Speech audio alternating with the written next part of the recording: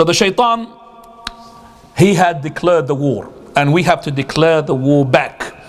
And as I said, the story behind it, it comes back in Surah Al-A'raf. وَلَقَدْ خَلَقْنَاكُمْ ثُمَّ صَوَّرْنَاكُمْ. Allah Azza wa Jal talks about the creation of Adam, and he was created from a sand clay. And the shaitan, he did not want to prostrate when he was asking Allah subhanahu wa ta'ala, the angels to prostrate. The Iblis did not want to prostrate.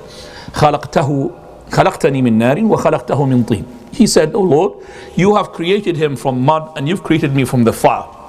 So according to the analogy and deduction, laws by deduction, he thought Iblis, may Allah curse him, he is better. He's made from better, clay, from better, material, that is the fire.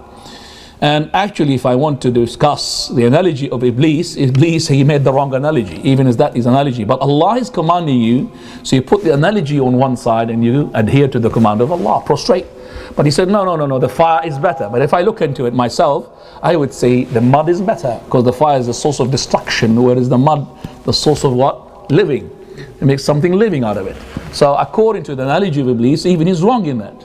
But there is no analogy when there is Allah Azza wa Jal commanding you to do, because Allah is the creator and He knows what is better and what is good, and you don't discuss His command. And that's why he was expelled from paradise, because of his arrogance. Now this reminds me of a story between a teacher and a student.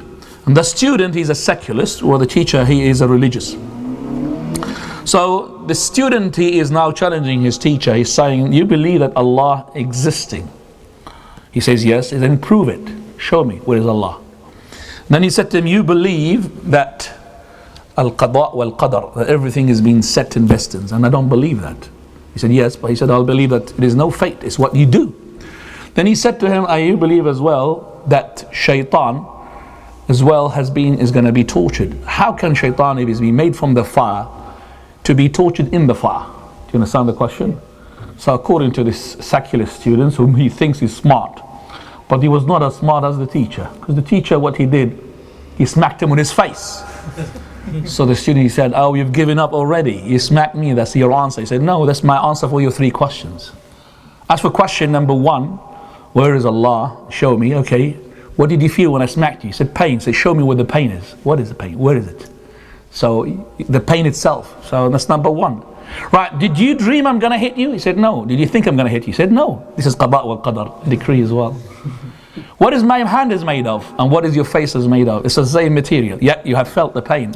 So Shaytan as well will feel the pain, even is made of the fire. So he had convinced him. Now this is, as I said, analogy which is not right. We say that we adhere to the command of Allah subhanahu wa ta'ala. So Allah Azza wa Jal, He said when He did not prostrate, قَالَ فَاهْبِطْ مِنْهَا.